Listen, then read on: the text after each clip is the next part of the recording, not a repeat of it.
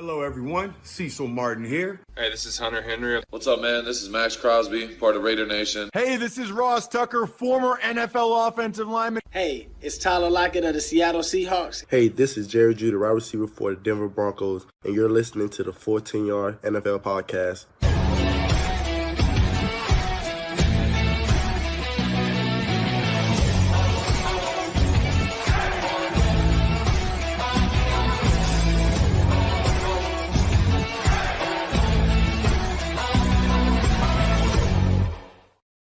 Week 9 is here, ladies and gentlemen, which means we are approaching the halfway point of the 2024 NFL regular season. This is the Full 10 Yards NFL podcast, and I am your host, Sam Moores. And to celebrate that milestone, I thought it was about time we do a quarterback ranking episode. Joining me to rank the league's quarterbacks from 32 to 1 is one of our regular guests, host of the Full 10 Yards Betting podcast and the Go for Two podcast, both of which are on our network. It is Liam Horsley. Welcome back, Liam. We've been talking about doing this episode for a while. Today is the day we actually finally do it.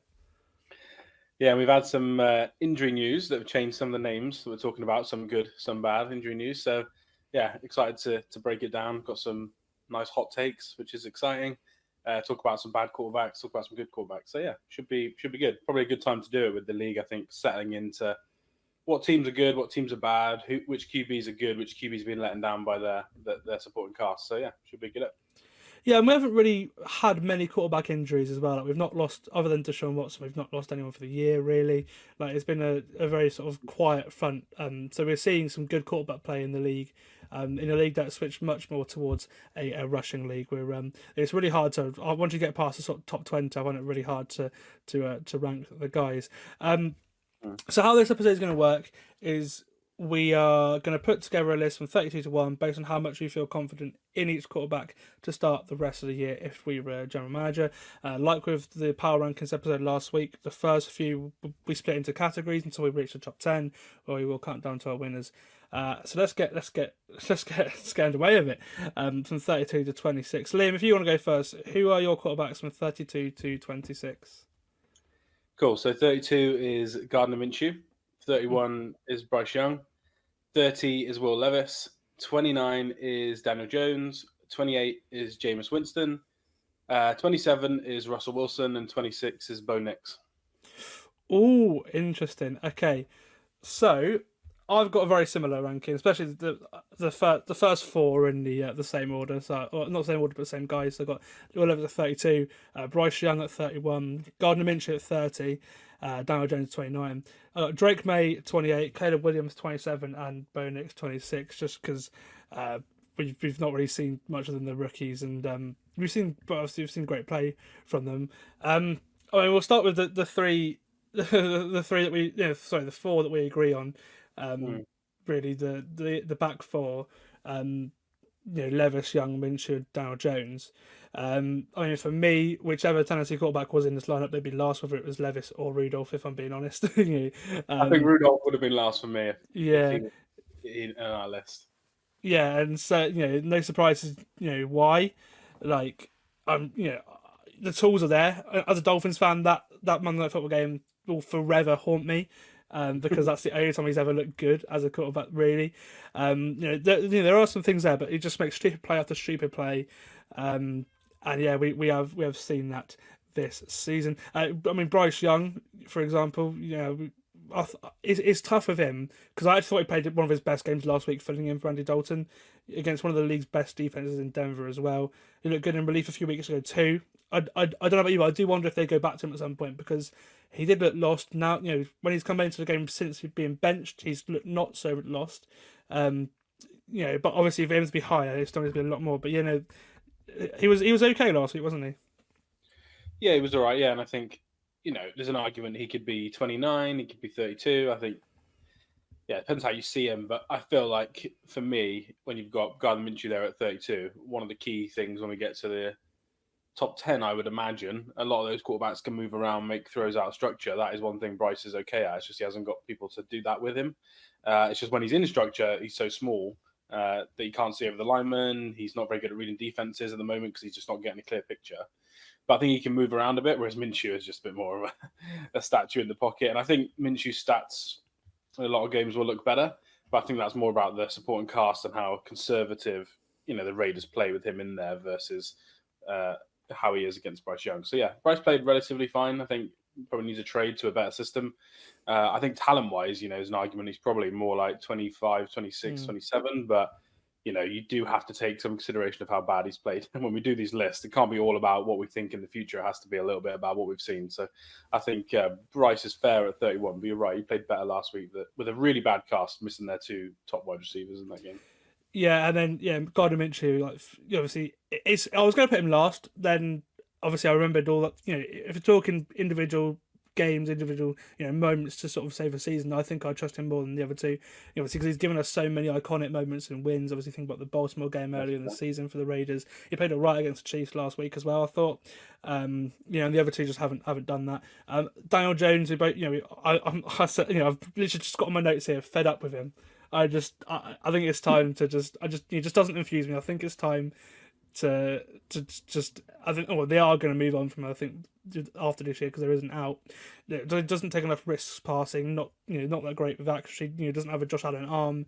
The best thing about him is his legs. He doesn't even move much anymore. So yeah, so he doesn't infuse me. And then I've got the three rookies. And then you've got some hot takes in there. Russell Wilson. Well, he's played fine against certain teams but the goal is for them, isn't it, is to run the ball and protect him. They don't ask him to do a lot. The only difficult throws he has to make, there's just a sideline go ball. That's the only thing he's having to do. So I think I'm taking a little bit more. We've only seen 2 good games. I'd say if you just ranked it on the the 2 performances we've seen, he'd probably be more like 23, 24 for me. But you do have to consider what I think going forward. And I'm still concerned what we saw last year might be more of Russell Wilson than what we've seen so far. And there's a part of me that maybe thinks his teammates eventually just hate him everywhere he goes. So that's a slight factor.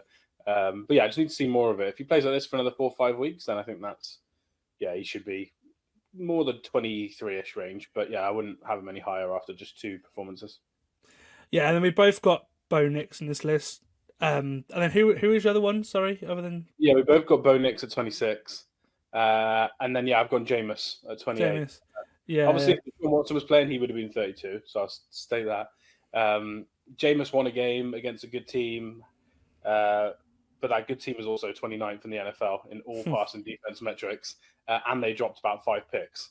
He had more turnover worthy plays in that game than Patrick Mahomes has had all season. Patrick Mahomes has got like 6 picks. So, I think Jameis is Jameis. He's definitely better than Deshaun Watson, but I still think those elements of turnovers and stupid plays are still there for him. And he doesn't really move around anymore either, like he did 5-6 years ago. Again, if someone's got him at 24, I'm not going to argue or something like that. But I just think he's slightly worse than Russell Wilson and Bo Nix for me. Yeah, I've got him, in the next category. So we're not too dissimilar with 2 and 2. And then so for me, we both got Bo Nix. Denver's offense hasn't been great at all, but he is he's making it better, which is why I've got him above Caleb Williams, above Drake May right now. He's making plays with his legs. He's making some smart decisions with the football for a rookie. Long term, I'd rather have Williams or May, but he has more. Williams has more tools, but Nix has surprised me this year. I've liked what I've seen.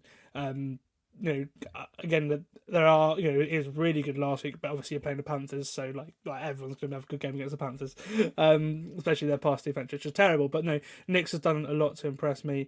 And then with Caleb Williams and Drake May, I think Caleb, because of the game played last week, I've maybe put him below Nix because he didn't really do much. But the couple of games before that, he played quite well. The Bears started to get something on offense going. He looks like a top QB, movement, playmaking ability. It's an exciting time for Chicago fans with him. And then, with May, we'll talk about him in a minute, but obviously we've hardly seen him, which is why I've got him as the last of the rookies. But, he is a bright spark on the Patriots roster, so I can't wait to see him with talent in the future years, I think, which is good. Okay, let's get on to the next category then, 25 to 20. For me, I'll go first this time. This group, they're all serviceable options. They all have multiple teams. They can get a good team to the playoffs, but I just struggle whether they're they can be the guy. So we mentioned him earlier. I got Jameis at 25. I got Joe Flacco at 24. I got Derek Carr at 23.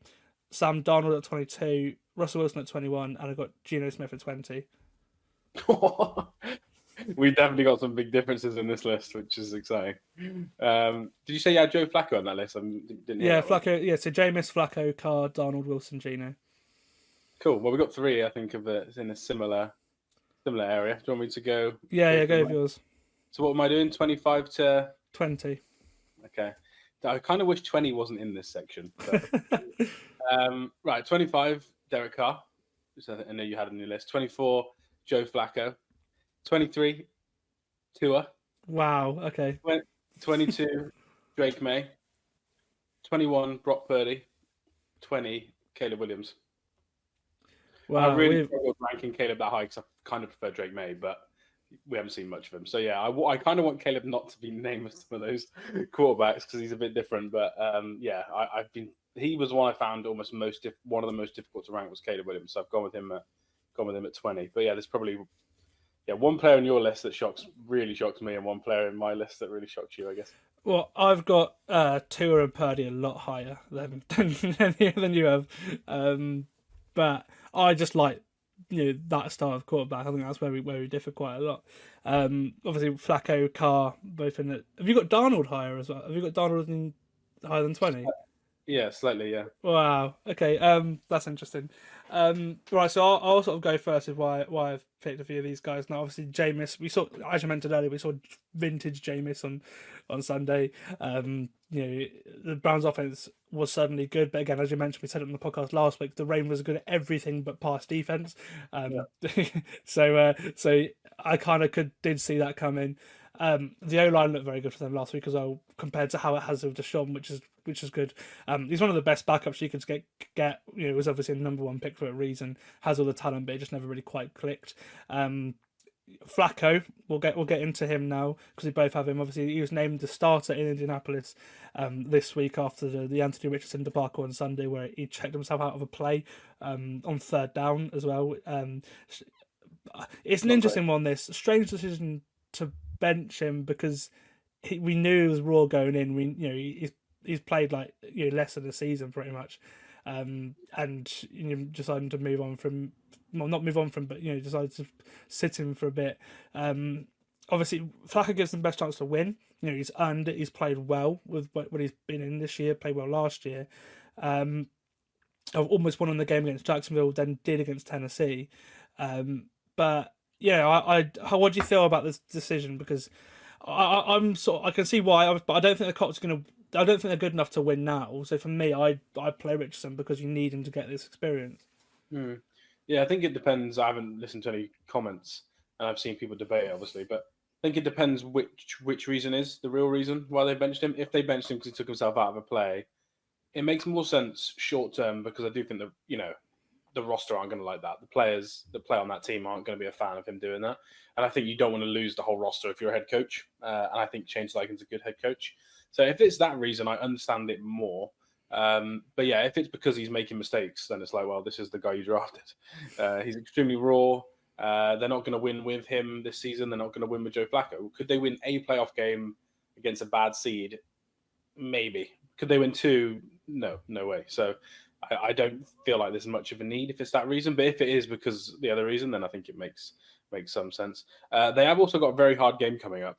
So there is the element they don't want Anthony Richardson on national TV to go against one of the best defenses in the league and get torn apart and just ruin his confidence. You just let the veteran go out there and deal with the blitz. So that could be a part of it. But yeah, I wouldn't do it for me if it was for him being raw and underperforming because he just needs to play snaps like you mentioned earlier. He hasn't played a lot of games. So yeah. Talk me through the rest of your ranking, why you've put everyone where you have. Of course, we've got Carr, Flacco. So I think Brock Purdy is the one that I was most umming and ahhing. I could have put him about 16th, and I wouldn't have been sad about it. So there's some hatred there on my side. There's been two games, the Chiefs game and then the Rams game, where he had his highest depth of target. He had his kind of tight window throw rate, the most tight windows he's thrown in. He was being very aggressive, and he was bad in those games. Against the Chiefs, he was absolutely terrible. It comes back to the Cowboys game. What does he do? He does rollout passes. He runs the ball. Kyle Shanahan. He almost puts a shell on the offense so Brock Purdy can't make the mistakes that anyone in our top. Well, I don't know who's in your list, but top 14 for me. their offensive coordinator is not going to have to feel like they need to, right, let's run the ball, let's bootleg, let's screen, let's just make sure Brock doesn't ruin the game for us. None of the top quarterbacks get that treatment. So I think that's the reason why he's there for me. His stats and the first 3 weeks of the season was his best. And I think he was probably more in the middle of the league for me. But I just, when you look at the last few weeks and how they've had to change the offense again now to go back to a Kyle Shanahan style offense, I think it just says to me everything I need to know, that Kyle doesn't trust him to go out there and make those throws that he does with other quarterbacks. So I think that's why for Brock Purdy at 21.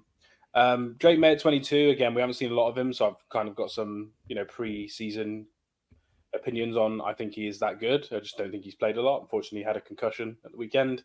But yeah, he's played really well in the games he's played in, with probably the worst talent on his side of the ball out of all the quarterbacks we've spoken about. So I think for me, his talent, his ability to move, they've also got him kind of checking protections rather than the offensive line.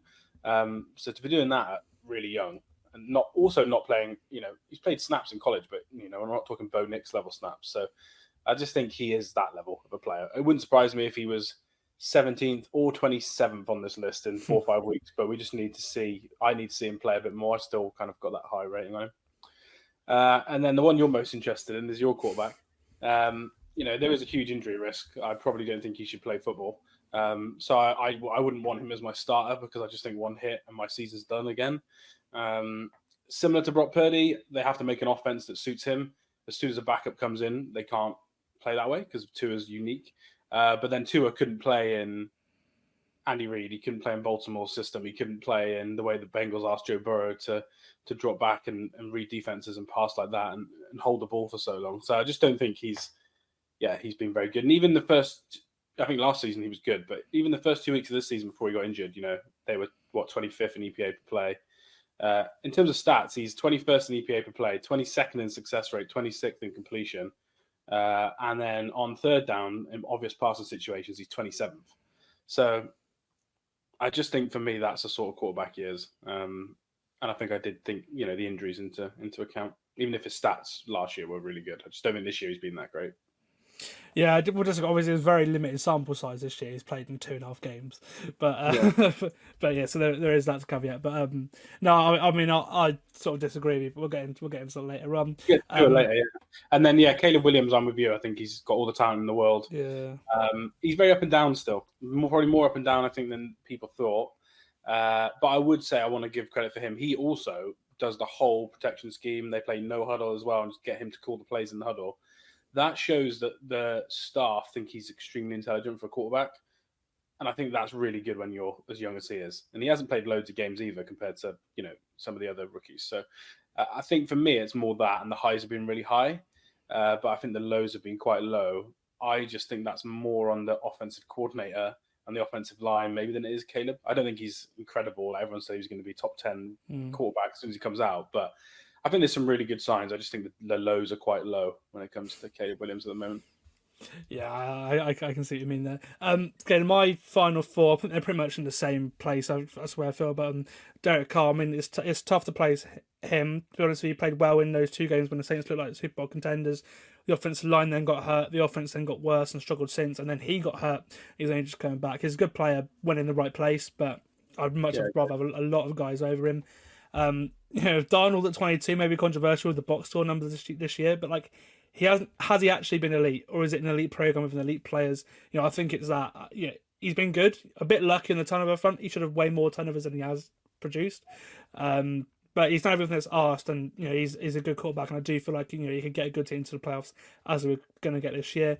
Russell Wilson, limited sample size, of course, but the reason why I've sort of put him higher than the little guys is because he's making plays that I don't think he'd make in Denver now, and I think that's I've seen this could age well, but they're playing exciting offense for once in Pittsburgh, and that sort of infused me because I'll actually watch a Steelers game for something other than the defense now. So yeah, I've gone with that. And then Gino, like, I always feel like I'm so harsh on him. Because he is You are consistently very solid. harsh on Gino. Yeah, consistently solid. I'll give him that. He's played very well at points this year, especially with the offensive line he's had. But there are guys that I just would rather have over him, especially like long term or in the short to medium term as well. He doesn't really have anything special. While most of the guys remaining, I feel like don't do something special that I picked them for. He's not many big plays this year compared to previous years again, which is why I've sort of gone off him a little bit. But I certainly rate him. I just feel like sometimes I'm a bit harsh on him. Okay, 19 to 15. We're getting closer towards the top 10 now. Tell me your list for those positions. Yeah, so this is where I think, not shocking, the 19 is Sam Darnold, so he's very close to that. That's why I kind of wanted that list to be at 19, because I think he deserves to be in that other group. 18 is Aaron Rodgers. 17, which is painful for me to put Aaron Rodgers that low. Kirk Cousins is 17. Baker Mayfield is 16. And then, am I going to 15? Yeah. Dak Prescott at 15. Which also pains me to say. Yeah.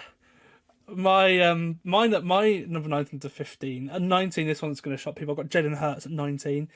I've got Trevor Lawrence at 18. Baker Mayfield at 17. Aaron Rodgers at 16. And I've got Jaden Daniels at 15. Okay, so we've got what? Mayfield and Cousins. And is it Rodgers, did you say? I haven't got Cousins, but I've got Mayfield and Rodgers. Yeah, they're the two. We're basically the same one then. Yeah. I mean, with them two, I mean, I'm loving this version of Baker. Maybe the best I've seen him play. Certainly under pressure as well, because in Cleveland when he was good, he had a good offensive line. Those last 2 years, especially this year, the Bucs have not been great at protecting him. But he's evolved in Tampa Bay. This line sucks, but he's getting the ball faster out than ever before. He's making plays with his legs more than ever before. I think he's a top 10 QB in football this year, probably even top 5, to be honest with you. I think he's been great. The turnovers are there, but he's also making so many big plays they cancel out the turnovers. Another good performance last week without Evans, without Goldwyn. I love watching this Bucs team. I love watching Baker. And then with Rodgers, obviously, like you said, it's hard. It's difficult to place him where it is. I had him at sort of top 5, to 10. I think I had him just at the top 10 preseason.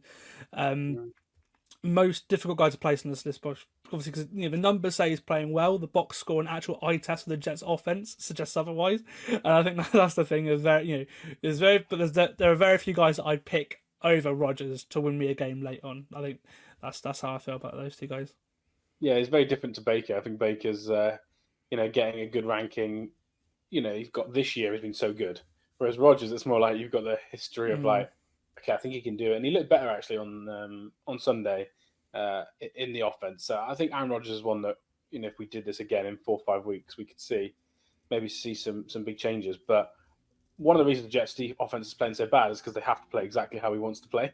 So you have to take into consideration they're only playing this style of offense where it's man-to-man coverage, quick slant, quick dig, go ball on 3rd and long. Like that is just the way he likes to play. He's always liked to play that way. So I think that is a factor you have to consider when he basically is the offensive coordinator as well as the quarterback. And for Baker, I really wanted to put him higher, like 12-ish, 11, 12 was fair, I think, with how well he's playing this season. But the last 6 quarters, he has not done well at protecting the football. He is throwing so many should-be picks. And I'm just a little bit worried we've got back to the, he hasn't got Mike Evans now and Chris Godwin. I think we're seeing a little bit of the reason why he isn't as good as the guys above him is when everything's not perfect, he is a bit too risky. But I'm with you. I love watching the team play. They're very fun with him and the quarterback. So, yeah, similar reasons to you, I think, for those 2 quarterbacks. So my number 19 and 18 are 2 guys that you've not said yet, Jalen Hurts and Trevor Lawrence. For me, it may be harsh, but he just hasn't been good since Steichen left for Hurts. Other than last week. That's the he was good last week, yeah. That's the thing. It was like when but I've stuck with my gun. I said in the pod last week, where the big play's gone. They had one big one to Devontae Smith in the game last week. We saw a couple, but that's really it this year. Like he's talented, don't get me wrong, but he makes too many mistakes throwing the football. For my liking, and the offense, there's not been that many big plays that counteract that for a while. So this year is his lowest big time throw percentage so far, his highest turnover worthy play percentage of his career so far this year as well. Like he's not playing well. Obviously the rushing ability is great, Somehow the Eagles are 5-2. I don't know how, because they're not playing good football other than Saquon Barkley. But for me, I just I find it hard to watch him sometimes because there are so many mistakes now compared to a couple of years ago. Yeah, I'm not a million miles off him. So we're getting to the next section in terms of the number, where we are. I just think maybe people got too ahead of their skis and said he was like this top 5. Yeah. He did play really well. I was one of them. I think that's what it is. Yeah, he was so good in the Super Bowl.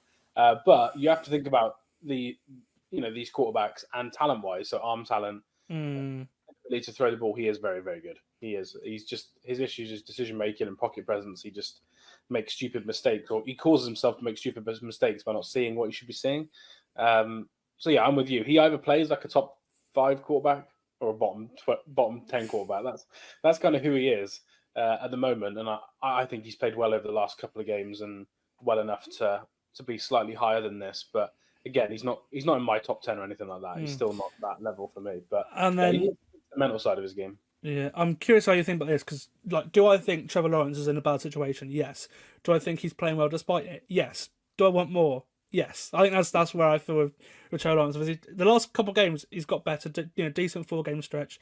One of the best in his career, perhaps. But I just feel like the guys are.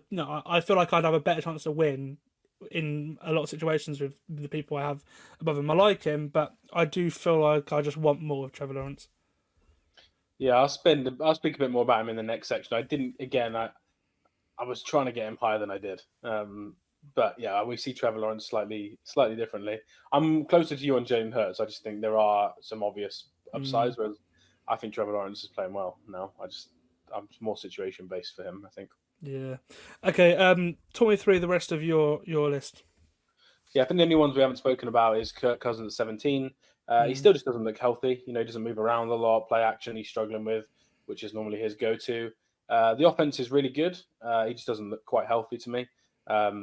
So I think, again, he's one that if that health improves, then he could get more, 11, 12, 13-ish range on this list. He's not going to be a top 10 quarterback because that's just not his style of quarterback play. But I just think for me, it's more he still doesn't look fully healthy. And that might not come back at his age, or it might come back in 5, 6, 7 games. So I think we need to wait and see. But he's playing fine. He just, he's playing as Kirk Cousins does, but he's taking less risks now because of his leg. And people used to say he never took risks before. So I think that's a negative for him. And then, yeah, for Dak Prescott, I know you mentioned Rodgers was one of the hardest ones to rank for you. I think he was one of the hardest ones to rank for me because the situation's pretty bad. And I've always think people have been too harsh on him in the past, but I don't think you can watch the 49ers game and just be like this and just think that he is a top 10 quarterback at the moment. I think even though I would say before the season he's not playing like that because they ran on 3 different 3 and 5s. If you're an offensive coordinator against 49ers and you're losing the game and it's 3rd and 5 and you've got even Kyler Murray, I'll just say a random quarterback that people don't love, they're not running it on 3rd and 5. You know what I mean? They're going to trust him, the ball in his hand, and they didn't do that on Sunday. And I just feel like, defenses like the 49ers give him a lot of trouble. So, yeah, he's probably coming off one of his worst games in terms of how he played, even though the stats look good because of the garbage time plays to CeeDee Lamb. I'm just worried about how he looks. And I think some of that is the situation around him, but I think some of it is also how he's changed as a quarterback. You don't hear the booth very often criticize quarterbacks that much. And Chris Collinsworth said, Dak Prescott doesn't look as accurate as he did 2 years ago anymore, and he really can't move out of the pocket at all. And I think when you've got someone who doesn't really like to criticize any quarterbacks, and they've noticed that on film, and they're obviously a wide receiver in his time, but an expert, I think it says a lot when the league feel like maybe he's taken a step back this year physically. Yeah, I'm low on him than I was pre-season as well, so we'll get into that in the next one. The only person we've not talked about in that list, Jaden Daniels, we'll get into him later on, but he's taken the league by storm as a rookie. He's hard to place again. I had him closer to the top 10, but then I changed my mind because he still does look like a rookie sometimes. But again, he's done some exceptional things. He's hard to defend, a really tough guy too. Obviously, 326 yards, 3 big-time throws on Sunday with a rib injury. Fair play to him. He's brilliant. Okay, we'll get on to the next category then, just outside the top 10, 14 to 11. For me, I feel like if it was against bad teams, these guys would 100% like dominate them, win the Super Bowl. I feel very similar about all four of these quarterbacks. So 14 Dak Prescott, 13 Kirk Cousins, 12 Tua, and 11 Brock Purdy. I feel like they're pretty much the same guy, but I like I feel like on song these guys are deserve to be here. I've got all four of these guys higher than you do, which is interesting. But no, this is just I feel like they deserve some credit because a lot of the time these four guys get a lot of hate. Yeah, so what was it? Dak, Tua, Brock, and who's the other one? Kirk. So yeah, they do get a lot of hate, and I actually like Kirk normally. I'm really worried about his injury. And again, Dak, I think you only had one place above me, so we see him pretty similar. But yeah, it's Purdy and Tua that we've spoken about that I just don't see. I think Purdy, if you take out the last two games, there's an argument he's probably played about where you put him. But again, I'm not just doing this on how they've played, it's looking forward and how we feel about them as starting for our teams. And I think in any other team, Brock Purdy would just he would look fine. Like, he still moves around well. I think he's probably more athletic than people give him credit for, but yeah, I just don't think he fits in many other style offenses. And for Tua, yeah, I've never really liked Tua. And I am thinking about the health as well, I'm not going to lie. Yeah. I think that's a factor you can't ignore. And it just says a lot when he's out, the offense looks so bad because no one else plays that style of quarterback. But that also means if he wasn't in that offense, he can't play that style. No other team in the league plays that style. It's not a typical Shanahan, McVay style offense. They've tweaked it how he likes to play. So. It's weird. So I'll get into my reasons for all of them. We sort of covered Dak. As you mentioned, we're not getting good Dak right now. We're getting too many turnovers. 16 turnovers he plays this year. That's one less than the whole of last year where he was brilliant. I thought he was excellent last year, probably second or third. Behind Lamar. I thought it was really, really good last year. It's not the case this year, unfortunately. He's just not been the same guy. With Kirk, he's had the most Kirk season, up and down. As you mentioned there, he's looked hurt, he's looked rusty at points.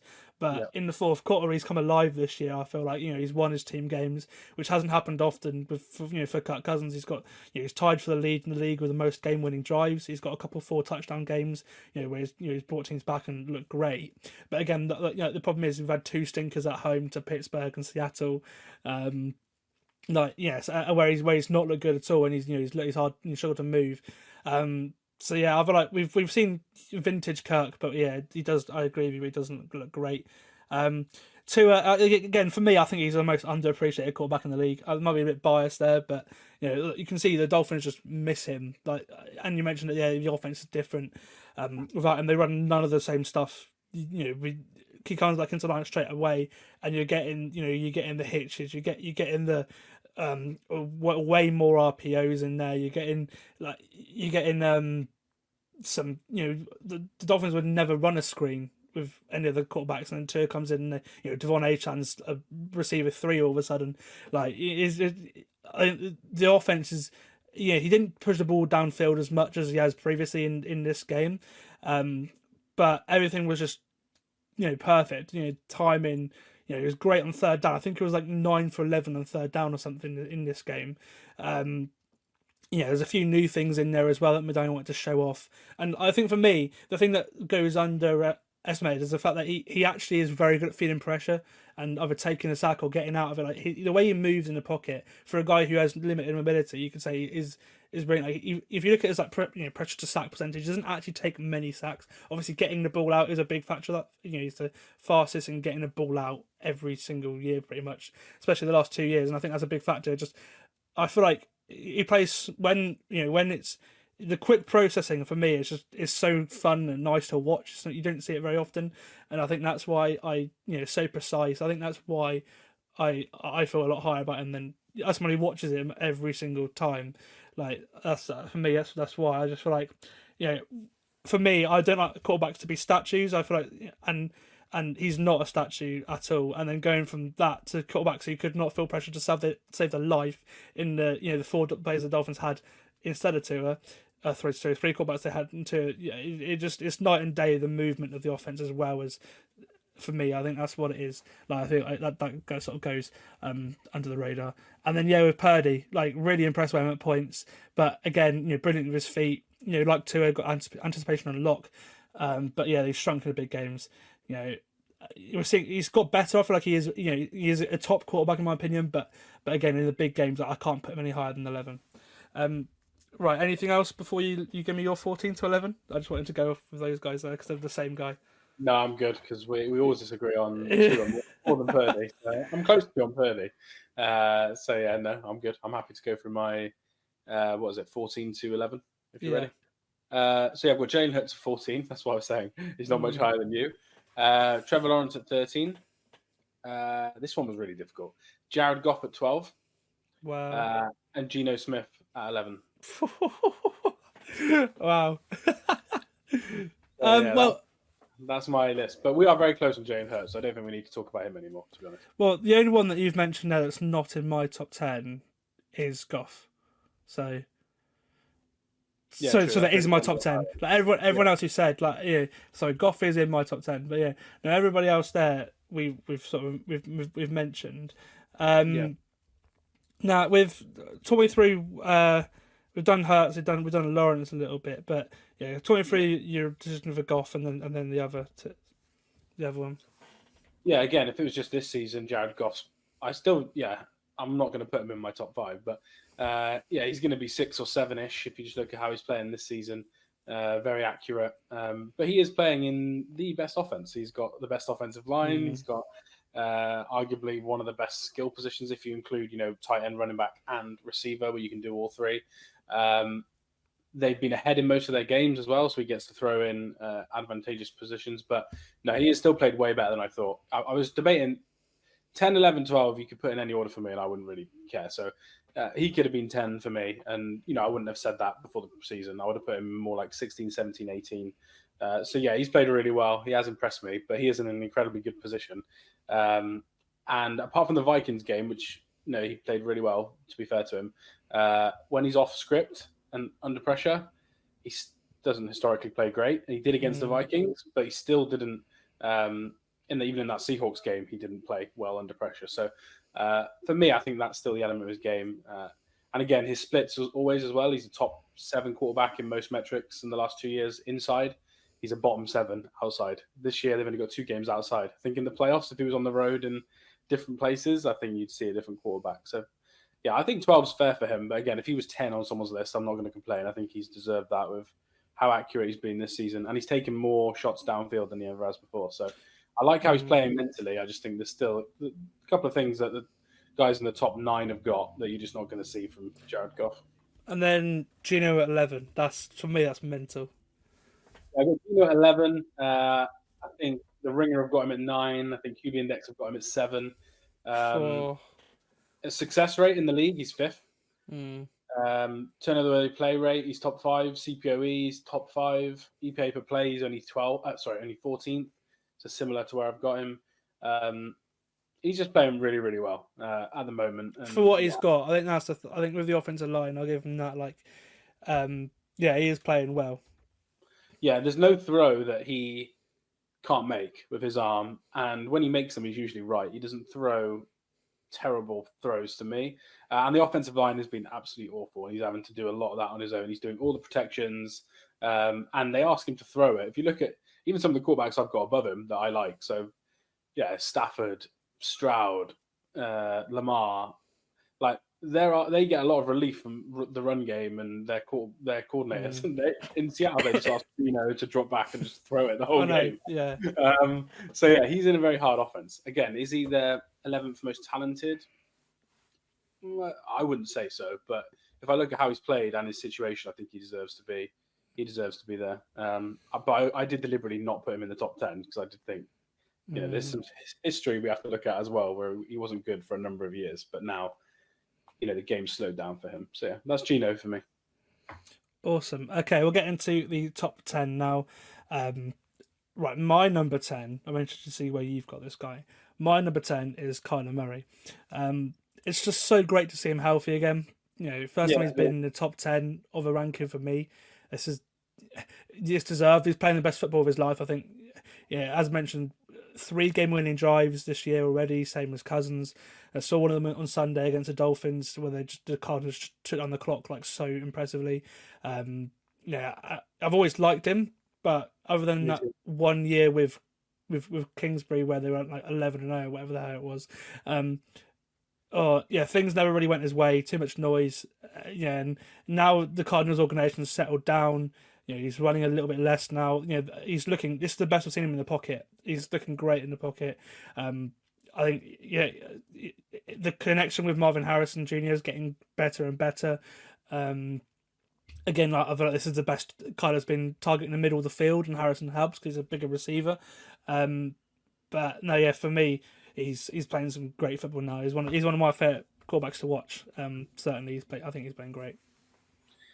Yeah, this is obviously the Full 10 Yards Network, and our leader is Josh, who hates Kyler Murray. So I enjoy any time I can praise Kyler. I won't spoil all my picks because I think there'll be some fun ones, but I've got him at 9, so I've got him very close to where you've got him. A very good season. He's definitely stopped throwing as many bad picks as well. I think he needs to, fix the fumbling issue. They don't all get picked up by the other team, but he really does struggle when he's not gonna run and he's just sticking around to throw. That's when he has the fumbling issue. I think if he didn't have that, he'd be slightly higher for me. But this is the best season of his life. He's got great arm talent. He's very creative. His decision making has not been the best. That's what's let him down. But this season it's got way better. So I think he's playing really, really well. And I think even in like EPA per play, he's 6th in the whole NFL quarterback. So he's having a very, very good season. And I'm similar to you. I liked him before, so I'm glad to see him prove us right on this one. Awesome. Who is your number 10? So now I didn't want to do this because I hate being so reactionary. But when they have only played one season, I think it's fair to try and be a bit fair on how they played this year. So I put Jaden Daniels. And I deliberately wanted him to be behind Kyler Murray because I think Kyler's got a bigger sample size of doing some of the stuff Jaden's done, but for a longer period of time. But Jaden's playing really well. And again, his offensive line are playing better than everyone thought. But on paper, the offense isn't great. Apart from Terry McLaurin, Austin Eckler looked washed in for the Chargers. They've got, 2 backup Chiefs offensive linemen starting that they've paid. I think Sam Cosmi's a good player, but, their situation is not great. I'm not a big Cliff guy, and Jaden Daniels has come in and done really, really well. He's making a lot more throws in the middle of the field, which I didn't like from him in college. I had him below, like Drake May coming out. So for me to move him this high, I think he's just played really well. And there's some fun bias that, his team are doing really well, and it's mainly just because of him, because his defense sucks. So for me, I think you can reward him by putting him at 10. But again, if someone had him at 15, 14, that is fair because he's done it for such a little amount of time. But he's kind of the story of the season this year, so I think he deserves to be high up on my list. Yeah, he's quite literally winning his team games. Like, as I mentioned, the defense sucks. There's not much there on that team. We questioned the moves in the offseason, thinking of they've made moves that a sort of win now team would make, and this team looked nothing like it. But they're leading the division. Now the new GM and Dan Quinn and Cliff Kingsbury, everything's looking great for Washington now, which is just so nice to see as well. Because I think this franchise needed hope, and they've got a lot of hope now. That's what's so great about the NFL, because a guy like this can just take the league by storm, and it's very rare a rookie does this. So it's why it's such a great story, isn't it? Yeah, definitely. Yeah, and he's doing things he didn't do in college.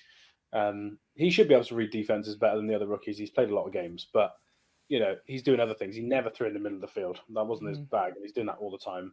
And he's not just bailing on pockets and running now. Sometimes he's staying in there and throwing it as well. So, he's played really well, and it's a cool story for the NFL. Okay, you've gone for your number 9, Kyler Murray. My number 9 is Justin Herbert. This is a strange one. I know you're really, really high on Herbert. I feel like him the same I feel like with Lawrence, but I just feel like Herbert has a little bit more. Because, for a lot of this year, he's not been good. Obviously, new offense and run first offense, but the last 2 games he's been really good. so I sort of find it hard to rank him. 9 big time throws in the last 2 games, no turnover for plays. Really impressive stuff. The only issue is, for me, is I'm holding back a little bit, is he played 2 very bad defenses in that time. So there is that. For me, again, I I feel like Justin Herbert should be the best quarterback in the league. I think he has all the tools in the world. He's never really put a team on his back though. Won him a close game. They shouldn't win. That's the thing. It's the game. I don't feel like Justin Herbert has ever added much to a Chargers team that they shouldn't already. They've underperformed a lot, and he sort of kept them steady. I just hark back to that playoff game against Jacksonville. All you needed was one score. The whole, all you needed was one score, and then it just never happened. And I feel like, we had this debate with a few of my mates that watched the league last week. Some of them write for the network. And we said, if you could combine like second half Bo Nix with first half Justin Herbert, you'd have like an elite quarterback because Nix in the second half was great. Justin Herbert in the first half is really, really good. But when it gets a bit tough, it's not the same. There's something missing for me, but obviously I can't deny the talent, and I do enjoy watching him. I just feel like he should be amazing, and he's not yet. Well, again, I don't want to spoil my list, so I won't comment on Herbert yet. We'll wait until later. All right, okay. We'll go on to number 8 then. You go first with your number 8. I wanted to put him higher, like I did have him higher preseason. I've got number 8, Jordan Love. Very good quarterback, elite arm talent. I think before the season I had him at 6, just in how I ranked them before they played a game. But he's had a weird season, in and out of injuries. He's been a little bit more. He's always been risky with his passes, but they haven't kind of paid off this year. He's got more turnover where he plays and more interceptions than he has before. And he's just made a few more stupid mistakes, really. And again, the injuries have kind of stopped him being able to play as many snaps as I would like him to. So, yeah, I think I had him at 6 before the season, so a slight drop off. But, yeah, some of that's injuries and some of that's just, decision-making. He's got an arm like Aaron Rodgers, but at the moment his brain's a bit like Brett Favre, which you don't want. So, I've got him a little bit lower than I had. But I think that's fair with all the injuries. Yeah, I saw a TikTok yesterday of that exact comparison, and I think I kind of agree with that. I feel like that's what you get. That's the Jordan Love experience. I'm a little bit higher, but I feel the same way that you do. My number 8 is Jared Goff.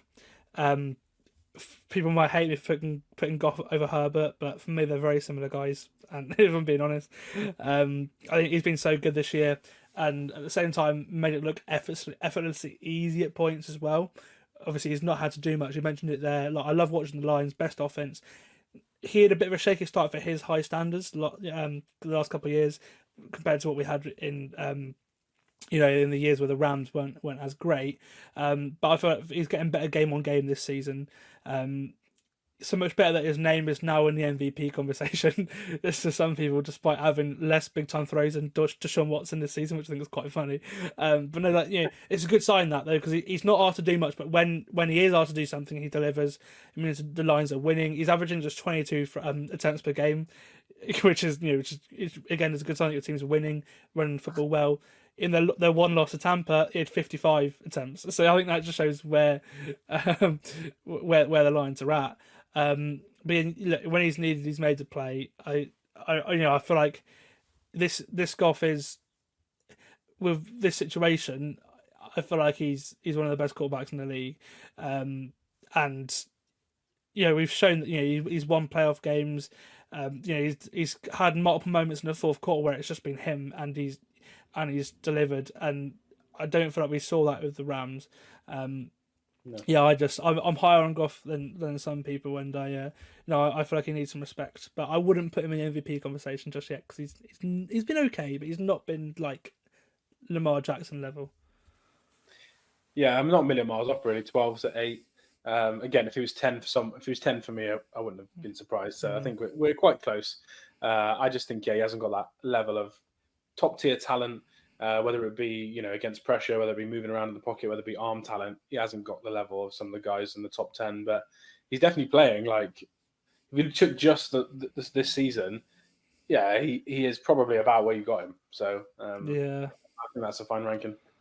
Okay, my number 7 is Matthew Stafford.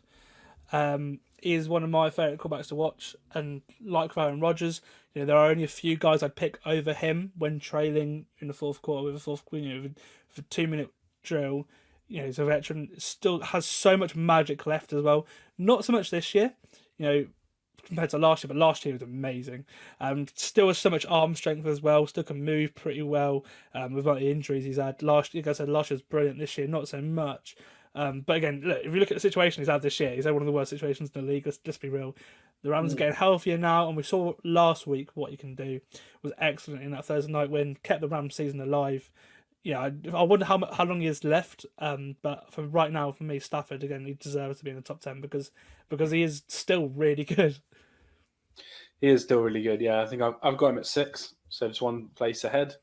Playing really well. I think he is 7th actually in the success rate as well. And EPAs, if you take out those 2 games where everyone was injured and he had at least someone to throw the ball to, he's top 10 in every single game where he's had, one of DeMarcus Robinson, Kupp, and Nakua.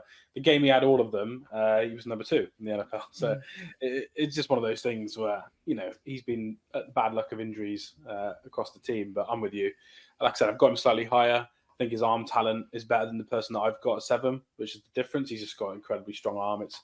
It's not the strongest in the NFL anymore like it was a few years ago, but it's still one of the most talented. Like the angles and the way he can throw the ball and zip it down the field whenever he needs to is really impressive. And I think he's much better at reading defenses now than he was 5 years ago. He doesn't have that Matt Stafford kind of fourth quarter pick that's going to break your heart if you're a fan of his team. He might have that twice a year now, where he used to have that twice a month when he was in the Lions. So I think he's grown a lot in that regard. So yeah, I'm high on him as well. I love watching him play. He's really fun. Yeah, the scheme really suits him. Like it really, you've seen the next level since he's been with McVay. Certainly. Who is your number 7? My number 7 is Joe Burrow. Wow. Okay. Wow. Yeah. We disagree on that one. Yeah, 100%. Yeah, his arm talent is nowhere near the guys I've got. I know. To be honest, he's in the top 10. He's probably got the worst arm talent by quite some margin. But yeah, very clever. Obviously, reads defenses really well.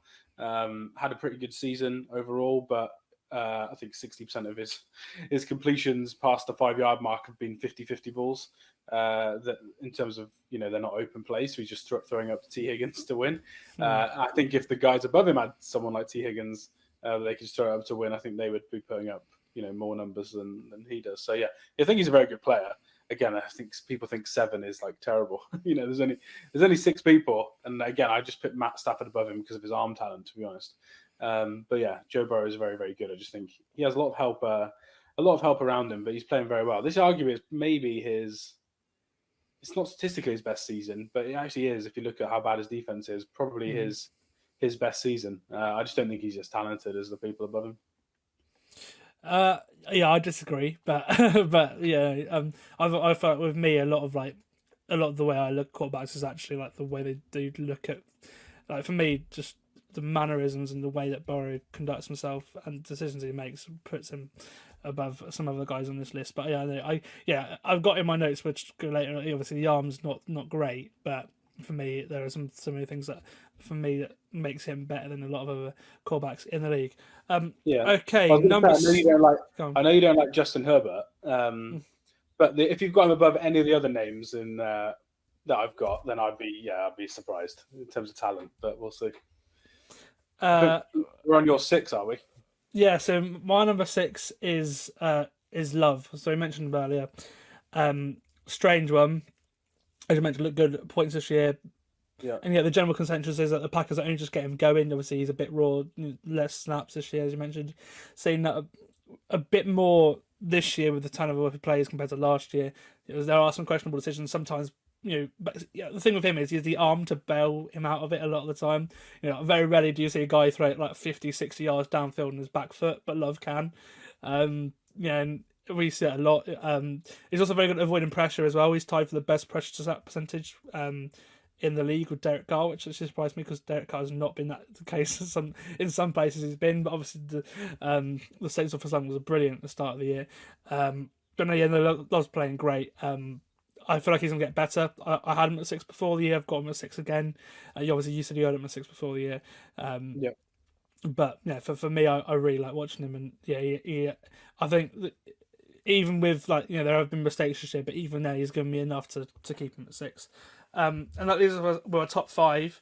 Other than and Burrow, we have the same top 5. Who is your number 5? 5 and 4 was difficult. The top 3 in the NFL are miles ahead of 4 and 5. 5, I went with CJ Stroud, player that I loved coming out of college. One of my favorite players I've ever scouted in the 7 years that I've done NFL draft guides. He's just an incredible player. He is almost like a worse arm Matthew Stafford in terms of how he reads defenses. He likes to play that style. When you hear who my 4 is, it'll make sense. They're both very similar players.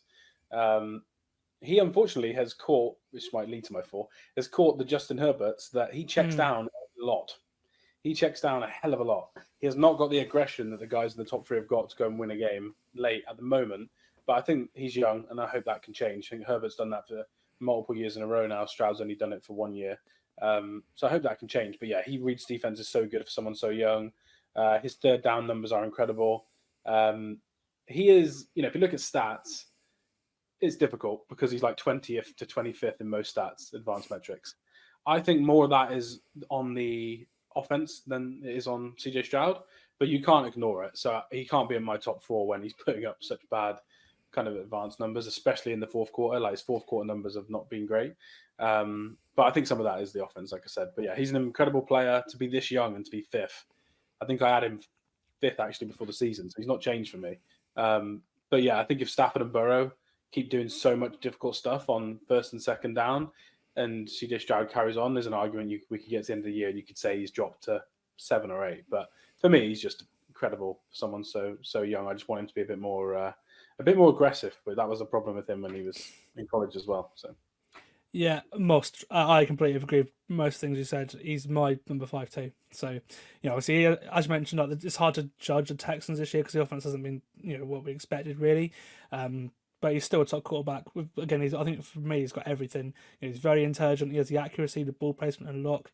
The offense, not the offense line, sorry, the arm is there. To an extent, I feel like he's doing this behind a below average offensive line too. Like he's under pressure a lot, and he's one of the league's best quarterbacks at handling that as well. Obviously, the checkdowns, but he does get the ball out quicker than a lot of guys as well. And like you mentioned, he's still young. He's nowhere near his prime yet, and he's playing to this level. Like, of all the really young guys, like for me, he's the one that's shown us like the most likely. He's the most likely to dominate in the league. I feel like he could be like the next. Like that's what I've seen. But I can see what you mean. But for me, I just feel like he's. I feel like he unlike Herbert. For me, I feel like he puts his team on the back more than Herbert does. But no, for me, I really like him, and that's why he's my number 5 as well. Go on then. Why is Herbert your number 4? Herbert is my number 4. Yeah. I did find 4 and 5 difficult. Even 6, to be honest. I'm not going to put Burrow above those guys, but even Stafford, I was debating. But yeah, Herbert is, if you look at the top, all his top 10 actually, he is in by far the worst position. Like his offense is an absolute disaster that he's having to play with. And in the last 2 weeks, he's been, top 3 in most advanced metrics. He's been incredible. I think he was throwing like contested dig routes to Will Dissly the other night. And yeah, his arm talent is probably 3rd in the league behind the top 2 consensus guys. He's big, strong, physical, can read defenses. His problem is he's like CJ Stroud in the fact that they're so methodical. They go kind of read 1, read 2, read 3, read 4. They're so perfect that when you get a defense that can trick them or you don't get the level of talent, you need to just be aggressive sometimes and push it. That's where Josh Allen and Patrick Mahomes will throw a 50-yard pass to MVS or Dawson Knox. But that's not going to happen with Justin Herbert. He's going to wait for someone to be open, which is what CJ Stroud does too. But for me, I just think Herbert's arm talent is a little bit better than CJ Stroud. I think he's just in a terrible situation, but he's played really well in the last 2 weeks. So I had him. I think I actually weirdly might have had him 5, maybe 5 before the season. I can't remember. And he's only been in the league since 2020. And if you go someone like Jared Goff's had 16 game-winning drives. Everyone says Herbert never gets it done. Herbert's got 14 and he's played 5 less years. So like he is very good in the fourth quarter. His team just historically suck, which is good for me because if he had a good team, I would hate it because I think he could, they'd be rivaling the Chiefs for 10, 11, 12, 13 wins every single year, which would be annoying. But his team are just have always been terrible. But I think he's a very, very good player. My concern of him is he is injury prone now. Him and Joe Burrow, I think you can class both of them as injury prone. And that's my only big worry. But I can understand why people don't like Justin Herbert, but I still fan. Yeah, I think with me, I think it's just like I can understand the sort of excuse of he's not got a great situation now, but like when he had a good situation, people were still saying he's not got a great situation, and I think that's why it's like I think that's why now I can appreciate that the last 2 weeks he's played very, very well. Yeah. But for me, I just want more. I feel like he should be like Mahomes level with everything he's got, and he's just not. That's just what it is. But look, he has the tools to be Josh Allen, but he's not. That's what I mean. I think that's what it is. I've just not seen that. My number 4 is Josh Allen. So that's terrible. So my number 4 is Josh Allen. I think I tangled put him higher. Obviously, I got Joe Burrow above him. But I just love Burrow, Mahomes, and Lamar as players more than I love Josh Allen. Like, again, I know I needed to get that reaction. I'm probably going to regret saying that, watching him torch Miami for the millionth time on Sunday. I'm going to regret that 100% because he always has like his best games of his career against the Dolphins. It's just the way it is. But he has struggled a bit this season. Like, he may only have the 1 interception, but he should have had like 10. I've never seen someone so lucky with Turner, like with the plays this year. Like, he's been very, very lucky. Like, he only threw his interception last week, but he should have had like loads. Any quarterback would wish to have his arm, his toughness, his mobility, and like with limited weapons, he's been good but not great. To dominate a poor defense, he may even go number 1 for me, Josh Allen. But like in a big game, I'd rather have Joe Burrow, Patrick Mahomes, Lamar Jackson. If I'm being completely honest, like I think that's because in a big game, when do the Bills perform in big games? I think that's the only sort of big games you could say Allen has played well in are the games of the division the last 2 years against the Dolphins, and that's it. Other than that, I think you have to. And again, they always dominated Dolphins, so that's not to me. Like they always do. The last time the Dolphins beat the Bills in Buffalo was 2016. Like that's like 8 years ago. And obviously Allen came in the league in 2018, and since then they've been dominant. But I may regret this Sunday, but for me, I think he's brilliant. I really do. But I would just rather have Joe Burrow when in the fourth quarter when the moment's there. Yeah, it's no slight on anyone to say they're the. Well, maybe there's one player if you said they were the 4th, I would say it's a slight. But I don't think it's a slight on him to say he's 4th. It's just I don't agree with the Burrow part. I think a lot of people in the league fans across the league would have him 3rd, which is 1 place different to you. So I don't think it's like a hot take or anything. But yeah, I'm just not going to have that with Joe Burrow. Joe Burrow has quote unquote won big games and got to the Super Bowl. In that Super Bowl run, he was the 2nd worst quarterback all playoffs and every advanced metric. And his kicker was the best kicker in the last 35 years in the NFL playoffs. So I'm not quite sure he got to the Super Bowl by his own performance, and he was absolutely terrible against the Rams. Yeah, I think me and Adam, we were having this debate. We feel a lot better about Burrow than Herbert. It's just like a me and Adam thing against you. I think that's fair. Most people would agree with you on that. I don't think they would agree on Josh Allen versus Joe Burrow. Yeah, but I think me obviously Adam being a Bengals fan makes sense. But we had this conversation at our kickoff party, and like just Burrow gets so much disrespect in our opinion. Like I personally think, but yeah, again, like I just feel like in that situation, like I'd pick the Bengals to win a game in the fourth quarter. With Burrow. I might pick the Bengals, but that might be because of Joe Burrow. Yeah, okay, maybe. Anyway, okay. So your number 3 is your number 3, Josh Allen, I guess. Nope, my number is it 3 not? is Lamar is Jackson. it? Okay. I think this year Lamar. Actually, no, I don't even agree with that. I think Lamar Jackson's played better than my number 1 this year, but I don't think he's actually probably played better than Josh Allen. Wow. So I'm going for Lamar at 3. Josh Allen can't win the big games. I don't agree with that, but I think that happens sometimes, to be fair. Lamar Jackson loses to terrible teams all the time, and he can't help it. Unless they're in the NFC. In the NFC, he's like 23-1 or something like that. Yeah. But in the AFC, it's like... Yeah, any AFC team that's not very good has got a chance against him, especially in division, weirdly. It's always the worst team. He always beats the Bengals, but then he always loses to like one of the Steelers or the Browns. But yeah, I don't think it's a slap. Yeah, no, he's 3rd for me. I think I think I had CJ Stroud actually above him in terms of who I like the most before the season. But I think the top three for me are the top three now. I think he has done enough in the last 2 years to cement himself as in the same tier as Josh Allen. Whatever order you want to have him in, I'm not really bothered. But I just put him third because I think his situation is a lot better than Josh's. I think the running element of his game is obviously very important. But I think if I'm in the playoffs, who do I think is more likely to lose me a big game? It's definitely Lamar Jackson. I've played both quarterbacks enough. And when it's the Ravens, I'm like, okay, right, are their defense going to cause a pick? Is that how we're going to lose the game? When it's the Bills, I'm like, okay, is Josh Allen just going to throw 5 touchdowns and make Mahomes beat him with 13 seconds to go? That is the way I looked at it. And we had this chat on a Chiefs group chat this week, and it's like, okay, who would you rather play? Who would you least want to play in the AFC title game? And it's just, for me, it's just Josh Allen, hands down. Until I see Lamar throw the ball well in the playoffs, I would take Josh Allen over him. But I think 3 is fine. He's played better than 3. He's played second for me this season.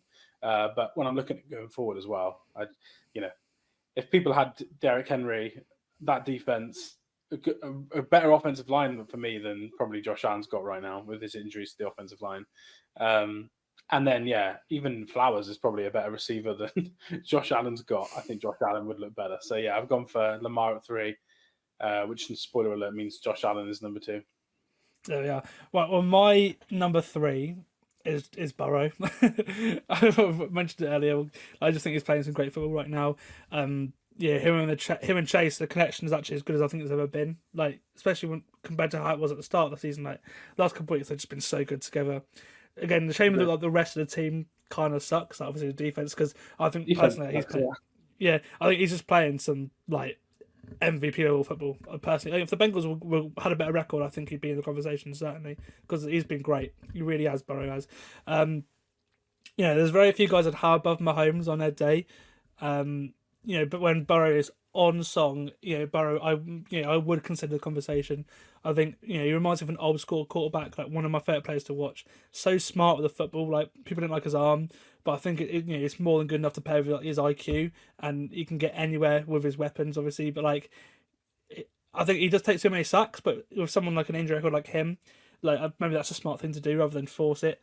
Sometimes I do want him to sort of force it, but and carry on. But no, for me, I just think like he reminds me a bit of like the old school quarterbacks, like the Brady's and like Manning's kind of thing. But just obviously a lot of people compare him to Brady. I think that's but I he's quick with the football. And obviously I like that, like the same thing with I like Tua and Purdy because they're so quick with the football. Maybe it's just personal preference, but I really like Burrow, and I might get pelters for it from some people, but no, for me, here's my number 3. So that leaves, obviously, you've given Allen as your number 2. We mentioned him a lot. My top 2 are Patrick Mahomes and Lamar Jackson. I think they'll be in a different order to what I would say, but it's just what order I'm going to put them in. And spoiler alert, Mahomes is number 2. It feels wrong doing that. It really does. But I just think Lamar's been the better player the last couple of years, and I think that's why we're seeing greatness from Lamar, and we're not seeing greatness from Mahomes right now. Obviously, conscious to popular belief, he's not been terrible this year by any means. He's made a lot of throws to put the Chiefs in positions to win games. Obviously, you'll back me up on that. He's making plays with his legs. I think for me, he's just forcing too many throws. I think he's at a stretch like he's on now in 2021. He's still had like an amazing year. Not so amazing this year, but he has also been like really unlucky with some of the turnovers too. Like he's not like he's Will Levis or anything like some people think he has been this season. Like he's been quite unlucky with some of them as well. Let's be real. He's one of my favorite players to watch in all of sports. Like 9 times out of 10, I will watch a Chiefs game.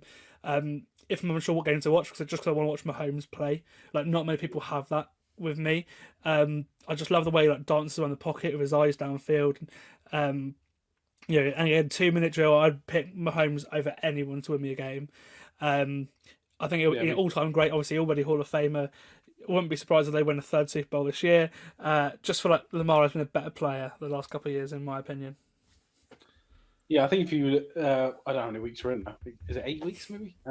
Week 9 we're in. Yeah. Yeah, I think he has played better than Mahomes has played through 8 weeks. I think Lamar wasn't great this week. No, if you're including last year, there's just absolutely no chance. Mahomes had one of the greatest playoff performances. Literally played the best defensive run of teams any quarterback has ever played. With Marquez Valdez-Scantling as his wide receiver one at times, and was incredibly well. But I do agree through 7 weeks. If you were just saying who's played best through 7 weeks, I think there's an argument. I think if Lamar would have played well this week as well, it would have helped his cause. So I'm not going to put him. I'm not going to put above Mahomes. Mahomes is number one in success rate, despite the terrible offense that he's playing. And in the fourth quarter, he's number one in QBR, he's number one in CPOE, he's number one in success rate, and he's number two in EPA per play behind Josh Allen.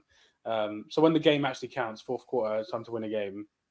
That's just what he does. But yeah, I'm not. Yeah, I think a lot of people would say Lamar's played the best football this season, but in terms of a ranking, I just can't have him above. I can't have above Allen, and I think Patrick Mahomes. Wow. See, it might just be because obviously he's going to win. The way it's going right now, he's going to win back-to-back MVPs. Like, yeah, he won't though.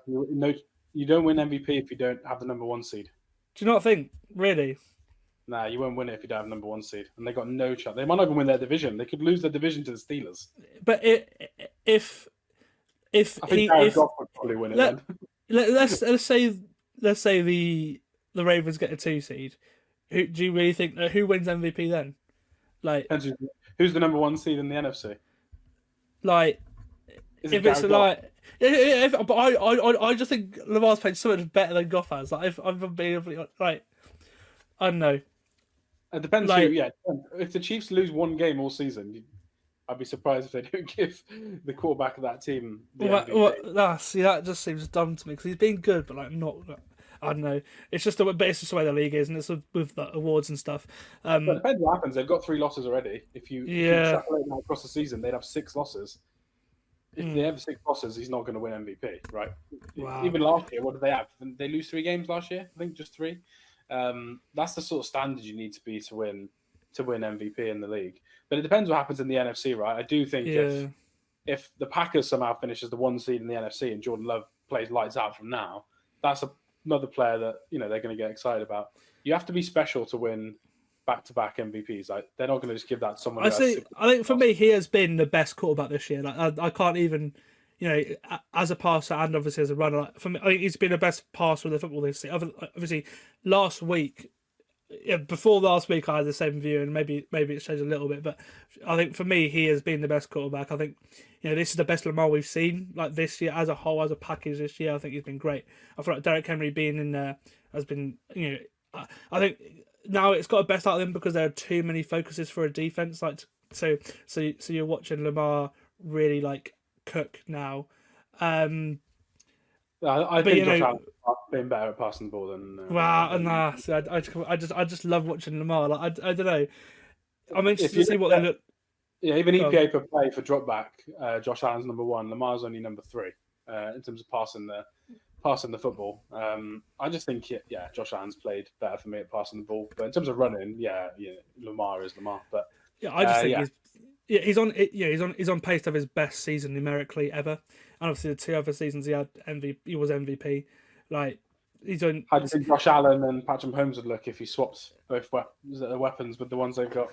I think Allen would look better. I think Mahomes would look better. It's just good. It's a good comparison. But this year they've not been better in my opinion. I think that's it might. I don't think Mahomes been better this season. Recency bias. Like like I said, like he was great last year, better than 2019. The numbers weren't fancy last year, but obviously he was great in the big moments of one MVP because he was great in the big moments. This year, he's been better than he was last year in points, and obviously way better than he was in 2019 where he won MVP as well. I think I think they've made an error when they've given him MVP before. That's their issue. I think this year. I think Josh Allen was better last year as well. See, my issue is I think this year he may end up being the best. The best he's ever been, and then not won MVP, and to me that doesn't seem right. But which is why he's number 1 because I think he is the best he's ever been. He is the best. Mahomes and Allen aren't the best they've ever been right now. So I agree they're not the best, but they're still better than him. But there we go. They're always these podcasts are always good for hot takes. I'm going to say goodbye to Liam now. This is it for the QB ranking. You can join me at the end of the podcast just after this, where I'll be giving you my week 9 picks. So thank you for coming on, Liam. Thanks for having me. I've enjoyed our debates as always. It's fun. Awesome, yeah, it's been brilliant. And let's get on to picking the games. So Owen Cawdell joins me now to do the picks. As always, we're competing against everyone else that is in the Full 10 Yards Pick'em League. Those who bought the guide and us contributors as well are in this league, and we are going to pick all of the Week 9 games against the spread. I did a week last week. I had 9 last week. Let's have a look. I got 8 last week, so not too bad. Hopefully though, this week we'll have a better showing. Joining me to pick all the games to end this podcast is Owen Cawdell, regular guest on the podcast, but it's his first time this season. Welcome back, mate. We've got a fun slate, especially the late window this week. Yeah, it's looking really good. The late window, especially. There's a lot of tough ones to pick. Yeah, certainly. Okay, we'll start with the game that's tonight, Thursday night football. It sees the Jets, the 2-6 Jets, trying to turn their season around. If they lose this game, their season's over already. You could pretty much say they've got the Houston Texans, the 6-2 Texans at home on Thursday night football. Now, surprisingly, the Jets are 1.5 point favourites. I'm still going to pick against the Jets. Sorry to pick the Jets anyway because they're so poorly coached and everything, right? But how this 2-6 team are favoured against a 6-2 team just doesn't make any sense to me. So I'm going to pick the Texans to upset the Jets, even though for me they should easily win this game. I mean, it's absolutely bonkers that they're favourites going into this one. I mean, you said if they lose, their season is pretty much over, and I think it is. I'd take Houston as well. It's an unbelievable offer. Yeah. I think it'll be close. I think it'll be close, and we're letting it on. But the Jets just, I can't see them changing anything from the way they've looked on a short week on a Thursday. Normally on Thursday night football, the well coached teams win those games because they're well drilled, and Houston are well coached. They may not look pretty, but they've won games. They're really hard to beat, and the Jets are not hard to beat. So so I think it's just I can't pick the Jets for this one. Okay, we'll go over to the early window now, 6 p.m. Also, that game's early as well, 12:15 tonight as well. So it is a nice early primetime game before the clocks go back in America as well. On Sunday they are back, so it's a 6 p.m. window for the early window again. The first game sees the Falcons at 5-3 host of 3-4 Cowboys. The Falcons are favored by 2.5 points, and I'm going to pick them. I just think they're so up and down, but this is 6 p.m. windows. Kirk Cousins is that's where he shines, and I just don't trust this Cowboys team. Their defense has been terrible. The offense, like Dak Prescott's not playing well as well. This may be a shootout, and in a shootout, I trust Kirk Cousins, who has 3 game-winning drives already this season. Like, I think he may not be, you can tell he's still a little bit injured. And he does make some mistakes, but in a shootout, I actually would pick Kirk Cousins more often than not because he wins those games. So yeah, give me Atlanta to cover the spread here. Yeah, I mean, it's a really difficult one to pick, but them boys do have some serious issues this season, and I think Kirk Cousins, as you said, takes the ball by the horns, and I think he wins this game for Atlanta. I would take the spread, and I agree with you on this one as well. Yeah, no, this next game on CBS, I believe this is the Nance and Romo game. This game is a 5-2. It's a battle between 2 5-3 teams. The Ravens hosting the Broncos, and the biggest spread I've ever seen for 2 teams with win record. I feel like the Ravens are favored by 9.5 over the Broncos in Baltimore this week. I think they'll win. I do think the Ravens will win. I think and I would really consider picking them covering the spread. Because I feel like they're quite good at rebounding and coming back off a disappointing loss, like the one against the Browns. The Ravens' pass defense is not the best, and we'll see. It's a big test of Bo Nix this game, really big test. It's probably the toughest test he's had because. They can't really stop the pass, but they're also situationally this Ravens defense are really good, and I think that's why it's a big test of Bo. I'm gonna pick the Broncos to come within 9.5 points. Come within 9, but I think the Ravens will win. I think they'll win by just under a touchdown. I think they'll win by a margin, but I just don't know if 10 points is that winning margin. So I'm going to pick the Broncos to cover 9.5. I mean, it's a huge spread, isn't it? And it is 2 5-3 teams, but they're very different 2 5-3 teams. Like the Ravens all season have looked a hell of a lot better than the Broncos, and I think this one depends on which Bo Nix turns up. If second half Bo Nix can turn up in the first half, then we'll have a real shot of winning this. But I think this is his biggest test yet, and I think he comes up short. I'm going to pick the Baltimore Ravens to cover because I think they do win by a field goal and a touchdown. Nice. Okay, we'll go over to an all AFC East clash now. This is the Miami Dolphins' biggest game of their season, as it was the last time they played the Bills, but for different reasons. Now, second game in covering Tua back after the concussion he suffered in the game on Thursday Night Football earlier in the season. The Bills are favored by 6.5 points over the Dolphins. It's in Buffalo. They've had trouble winning in Buffalo for a long time. The last time they won in Buffalo was 2016. They're with Tua. They're 1-7 against the Bills. Against most of the other AFC East teams, they are pretty much like they've barely dropped the game to the Patriots and the Jets. So they really struggle to beat this Bills team. So I'm going to pick the Bills to cover the 6.5 point spread. I think it is a huge game for the Dolphins, and they have played the Bills twice. Actually 3 times with McDaniel. Like they've been closer than they were with Flores. But I just don't trust this Dolphins team. And I do have a level of trust with the Bills. I think their offense is good enough, and then their defense always causes the Dolphins' offense problems. And Tua's still getting back into the groove of it. So I am going to go for the Bills to cover. But that may come back to bite me because the Dolphins need this game. They really do, and the Bills don't. Dolphins need it more than anything. But, I mean, the narrative going into it is going to be Tua. It's always going to be Tua. And what better game to showcase that he shouldn't be retiring. He is here to stay. He is still that competent player, even after all the concussions. And, I mean, if he can turn up and proper make a game of it and build into that, and as you said, he's 1-7 against Bills. If he can win this and turn the tail a bit, it would really help Miami season. But one score's a bit too rich for me. I'm going to pick Buffalo to cover. Yeah, I think no one probably hates the Bills more than Tua because they've ruined his season a couple of times. Getting to the postseason and things like that. He wasn't allowed to play the Bills in that playoff game that he couldn't get back from the concussion for that Skylar Thompson played a couple of years ago, and he's also got injured against the Bills, whether it's concussion or an injury, 3 times in his career as well. So I'm sure he has a point to prove against that team that he is going to hate. Okay, we'll go over to another division clash now in the NFC South. The Panthers host the Saints. The Panthers are 7.5 point underdogs at home. It just shows where the Panthers are at. We don't know what's going to go on with Derek Carr in this game. He may be back, he may not. Bryce Young looked decent last week. And division games are always close. So I'm going to pick the Panthers to come within 7.5 points. I think the Saints will win, but what I saw last week against the Broncos kind of in the first half anyway kind of infused me about these Panthers to the level where I think they can compete in some games, and a division game against a team that are also 2-6 and they're on a 6-game losing streak.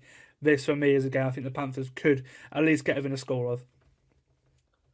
I mean, it's just such an uninspiring game. I'm not gonna lie, especially if Derek Carr isn't back. Bryce Young did look good. He looked competent. And I think I agree in terms of I think they get within 7.5 points, and it's going to be tight. I think New Orleans do win it, but I think they win it by 3 points. Yeah. There's another 7.5 point spread next. The Bengals host the Raiders. The Bengals, as I said, 7.5 point favourites. Again, looking to really get into a groove now, winning games. Chase and Burrow have been brilliant. The defense, not so much. Well, they're coming up against an offense which is not good at all. They traded away their star receiver as well, and they can't really run the ball, which is the Bengals' weakness. So give me the Bengals to cover the 7.5 point spread. I'm really confident about this one because, the offense is in the form of its life right now. It's probably the best Joe Burrow's ever looked. I said that earlier in the podcast. I'm confident since he get up to 4-5 and really start to make a run now. Yeah, I keep on waiting on the Bengals to build up some momentum and build up some. They need to be rewarded for this great play that they have going on. And I think this game is one where they can turn it, get it to 4-5 on the year. It doesn't look as bad as it did a couple of weeks ago. And I'll pick them to cover the spread as well. Okay, we'll go over to an AFC clash now. The Browns, fresh off their win over the Ravens last week, they host the Chargers. The Chargers are 2.5-point favourites on the road. This is an interesting one there because I don't really know what these two teams are. The Chargers have a decent defense. It's top 10 in some categories compared to what they had with Brandon Staley. The offense is not great, but Herbert the last 2 games has been really good. But the Browns, there's a lot of pressure that's going to come off that defense, and Jameis looked decent. It's in Cleveland. I'm going to pick the Browns to come within 2 here. I don't know who wins this game, which is part of my reason why I think if it is a close game and the Chargers win it on the last tying field goal or whatever, the game-winning field goal to win by 1, I'll still win. But for me, I just think Cleveland now. They looked better last week. The offensive line looked better. Nick Chubb's getting back into the groove now, and I feel like their defense could cause the Chargers' offense a problem because the Chargers' offense is just not that great. I can't believe I'm saying this, but I agree, and I think they actually go on to win the game, which is crazy in itself. But something about their performance last week was just like they're sort of back. And in terms of they're not going to be the greatest. They're not going to make playoffs. But they can win these sort of games where it's 2 tight teams. And I'm going to put my trust in famous Jameis and I'm going to back him. Awesome. Right, we'll go over to the NFC. We've got an NFC East tie now. This game is huge for Washington, hoping to win their first division title in so long. And for the Giants, trying to turn their season around. It's in the Meadowlands, but the Giants are not favourites. The Commanders are 3.5-point favourites on the road. Now, I'm going to go for an interesting thing. I'm going to pick the Giants to come over with 3 points here. I feel like this may surprise you. I've slagged off Daniel Jones in this podcast before, literally earlier in this podcast. But division games, always close. Also, normally when you see like a miraculous thing happen, normally the next week the team lets you down. I think that's normally what happens. We see that a lot where you got the emotions so high after something like a game-winning Hail Mary that we saw last week from Jaden Daniels that you'll come into the next week and the team will start a bit flat. And I believe that even with everything, how good the Commanders have been, their defense isn't great, and the Giants' issues really has been pressure. Now they can't really get pressure on the quarterback. Washington can't. So I feel like Daniel Jones is going to have a lot of time, and I just feel like with Malik Neighbors there, I think it'll be a game. I don't know. I think Washington might win, but I think this game's going to be close. So I'm going to go with the Giants within 3. Yeah. How do you feel about this game, Owen? I just can't believe you picked Giants. I'm not going to lie to you. I mean, this is my first time on the podcast this season. I want to express my love for Jaden Daniels. He is unbelievable. He makes games so fun to watch, and I think even with potential defensive player of the year Dexter Lawrence making this day a living hell, I think he does get it done, and I think they'll win by a score. I mean, you said about the struggle Washington have on with like pressuring the quarterback and all that, but I don't trust Daniel Jones. I really don't. I'm going to pick Washington. Yeah, I just got a sneaky feeling that one will be one that will come down to the witching hour on Red Zone, and then anything can happen. But we'll see. Okay, we'll finish off the early window with a absolute stinker of a tie. The 1-6 Titans host the 2-6 Patriots. The Titans are 3.5-point favourites. This one's tough because both these teams aren't well coached. I think we've seen people criticise Jordan Mayo, and I mean what Brian Callahan's done with the Titans this year. He's done a team that looked like they could win loads of games, and they always come short, or they'll or they'll have turnovers. This team just isn't disciplined whatsoever. The 1 week I don't pick them to do well. Last week they looked okay. I've always thought this team were really good, but I've always been let down by something. But against a 2-6 Patriots team, it may be different. But I'll go with quarterbacks here, and the better quarterback in this game is Drake May. So even if it's on the road, it's in Tennessee. I just think New England could.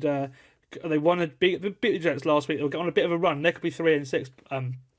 By the end of Sunday, which 2 weeks ago did not look like the case. May's been really good since he's come into the lineup. So yeah, give me New England to come within 3. I don't know who wins this game, but I feel like the Patriots have certainly got a chance. It's a really hard one to call because neither of them are good, so anyone can win. I think I'm just going to back the home field advantage and take Tennessee because there's not much to separate them. I know Patriots have a better quarterback, but apart from that, there's not a lot to separate them. I'm going to take Tennessee. Okay, cool. Okay, we'll go over to the late window now. We've got one hell of a late window. It starts in Arizona, where the Cardinals host the Bears. The 4-4 Cardinals play the 4-3 Bears. Caleb Williams and Kyler Murray face off, two former Oklahoma quarterbacks. In this one, the Cardinals, they won with a game-winning drive from Kyler against Dolphins last week. They are favored by 1.5 points. The Bears, now they've got a great defense. Their offense has failed to deceive in some games. They've looked like they had it a little bit figured out, and then last week they couldn't really score until the fourth quarter against the Commanders. Heartbreaking loss for them, of course, and they'll be looking to bounce back. And I'm going to pick them to come within 1.5 because I can't trust Arizona. Like 1 week they'll look brilliant, they'll compete with the Bills and then they get smashed, and then they'll have this win against the Dolphins, and then things like that. They're very up and down. Chicago have the best unit on this matchup is the Chicago defense, and that wins this game. I think it'll be close, but yeah, again the Bears win one. Yeah, basically I'm picking the Bears to win, but this one for me is not easy at all because I liked how Kyler looked last week, and he's really starting to find Marvin Harrison now. Chicago or Arizona, for me this one's really tough to pick, as I said, but I'm going to go Chicago because their defense is the best unit in this game. How do you feel about it, Owen? It's one of the hardest ones to pick in this slate, and this slate is incredibly hard to pick. I can't pick anything separate, like to separate them. I know how good the Chicago defense is, apart from the last 2 minutes of the game against Washington, or forget that last 10 seconds against the game against Washington. But I am going to trust in the Kyler and Marvin Harrison connection. It did look really good last week, and I think it carries on to this week. I think they get a win. I don't think they win by a lot. I think they cover the spread. Okay, cool. Okay, the other game in the 9:05 slate before we go to the 9:25 slate sees Doug Peterson and the Jags return to Philly. Obviously, the place where he won the Super Bowl. The Eagles are 7.5 point favourites at 5-2. The Jags are 2-6, but have looked a lot better on offense recently, which makes this game a little bit interesting. Now, the Eagles are not trustworthy, I think, and that's the thing. Is like they've not scored a point in the first quarter all season, yet they've got 5 wins. Jalen Hurts is not playing good football. It's basically just been the Saquon Barkley show. And will Saquon Barkley have a day in this game? I think he will, but I'm going to pick the Jags to come within 7 just because I feel this game's going to be close because the Jags are getting better offensively. I'm going to pick the Eagles in an entirely selfish point because I have Saquon in 2 of my fantasy leagues and I really need him to have a day. So I'm going to pick them to cover. There's something about this Jags team. They don't look like winning the big games in terms against the big teams. Philly, I don't know how they've stumbled their way into a 5-2 record, but Jalen Hurts has got to turn it on at some point. You have reason to believe, and I think this game we start to see more of him and more of what we're used to with him. Okay, we'll go to the 9:25 game now, and the big game of the week sees the 6-2 Packers host the 6-1 Detroit Lions. The Lions are 3.5 point favourites at Lambeau Field. When was the last time that happened? It's a hard. That's going back many years. Yeah. For a team to be, it may have never happened because obviously betting might not have been the thing by the time that happened. 3.5 point favourites at Lambeau. This one's tough. This is the game of the week. Of course, this is what Tom Brady and Kevin Burkhardt are going to be doing. I'm sure we'll have our eyes on this on Sunday night, certainly, because this is the big game. I'm going to pick the Packers, just because I thought this one's going to be closer. Lions-Vikings game was close. I thought most division games are close, and I normally pick the underdog in those games. The fact that the Packers are underdog at home, I'm gonna pick them. We'll see what happens with Jordan Love. I'm hoping that he plays. If he doesn't play, then give me the Lions. But I'm putting the faith on Jordan Love playing, and I love the Lions. I just feel like they're missing the pass rush now, and that's what affects Love the most. So if they had Hutchinson, I'd probably pick the Lions, but they don't. So yeah, give me Green Bay. I love the Lions this year, and even without Hutch, They are real Super Bowl contenders, and I think this is the game where people start taking them very seriously. I think they go into Lambeau. I think they upset the Packer crowd. I think they cover by 3.5. I think they win by a score. Wow. I think Jared Goff. Jared Goff needs to be in the MVP conversation. What a year, man! I think he just builds on it. I think Nice. there's just they can get you from anywhere. This Detroit team. They got Sonic and Knuckles in the backfield as they now want to be called. They got so many great receiving targets. I mean, Sam Laporte's been the bane of my life on fantasy for the past 7 weeks, but I think they go into Lambeau. I think they upset the Packers, and I think they roll on to an 7-1 record. Which, wow. Okay, the final game in the late window sees the Seattle Seahawks host the Rams. This is a big game in the tie for the race to the NFC West because it's so tight. The Cardinals have got a couple of division victories. The Rams have got a couple of division victories. If they win this game, then the Rams will, and the Cardinals lose, the Rams will take the lead of the NFC West. And I'm going to pick them, even though they're 1.5 point underdogs. Stafford played very well last week with Cooper Kupp and Puka back.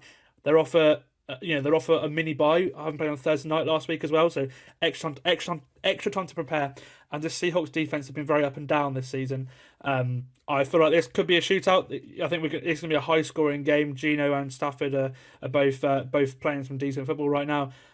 But I just feel like the Rams, now they've got the band back together, I just feel like they're probably going to be too good for Seattle, and they'll take the lead of the division. I think I'm going to have to agree with you. I mean, if you look at Seattle, they're so up, and after starting 3-0, going on a 1-4 record since then, and last week was such, and I know it's against a good team, but it was such an uninspiring performance in terms of it just didn't click. And the Rams notoriously, or as a Seattle fan, it feels like notoriously, have something over us. They always find a way to win. I think Sean McVay, he knew Pete's scheme.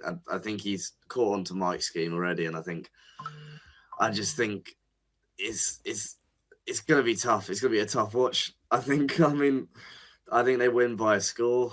I think we struggle to get things going on offense, which I hope I'm wrong. I think I'm just being pessimistic after watching my team go through that for the past 5 weeks. But I'm going to say Rams to cover. I think they take the lead to the top of the division and go on with it. Okay, cool. Sunday Night Football sees the Vikings host the Colts. The Colts who will have Joe Flacco in this game after benching Anthony Richardson. And that'll give them a better chance to win. If the Colts win this, they'll go to 5-4, which is brilliant because they've not played very well at all. But again, it just shows how easy of a schedule the AFC South has had this season. I'm going to pick, I don't think they win, but I'm going to pick them to come within 5 because I think it'll be close. Flacco's he's kept every game close that he's played for both Indy this year, the 2 games, and in Cleveland as well. And the turnovers are starting to come now for Sam Darnold as well. Like he's been all right, but he's sort of going back to like a middle level of the quarterback now. And I just felt this game could be interesting, so I'm going to pick the Colts to come within 5. I think the Vikings may win, but I think it'll be close with Flacco. It's Flacco Darnold, and it's absolutely beautiful. And I think Darnold gets the better of the matchup. I'm going to miss the Anthony Richardson stat lines, as I think everyone is. But Minnesota is just too strong. And I don't know how the Colts are 4-4. In my mind, they ain't that good. I'm going to pick Vikings. I'm going to pick Darnold to sort of get a little bit of mojo back. In terms of the last 2 weeks, he's sort of lost a bit of what made him so great the first 5 weeks. And I think he gets his season back on track. And I think Minnesota covers spread. Awesome. And then we'll finish off with Monday Night Football, where the Kansas City Chiefs host the Tampa Bay Buccaneers. A Super Bowl rematch from a couple of years ago. Obviously, the Bucs were winners in that Super Bowl. The Chiefs are 9.5 point favourites in this game, which is fascinating because the Chiefs do win games close. They don't blow out teams. The Bucs, they can score points. I don't know if they win this game, but I'm going to pick them to come within 9 because they can score points, and the Chiefs don't. The Chiefs win ugly, so this game is going to be a close game. It's going to be closely fought. The Bucs may even win. It's hard to pick against an unbeaten team, but I just don't feel like they're going to win by 10 points. I mean, I think the only reason it's that heavy is because Baker doesn't have a lot of help after the recent injuries, but I can picture it now. The spoiler to the Kansas City Chiefs undefeated season, Baker Mayfield, just seems so fitting. I pick Tampa to cover the spread and also to win the game. And I don't know why. I love the narrative of Baker ruining all Mahomes' fun. Yes, that was a good way to end the podcast. Thank you for joining me to finish it off. And a big thank you to Liam as well for coming on for the quarterback rankings earlier in the podcast.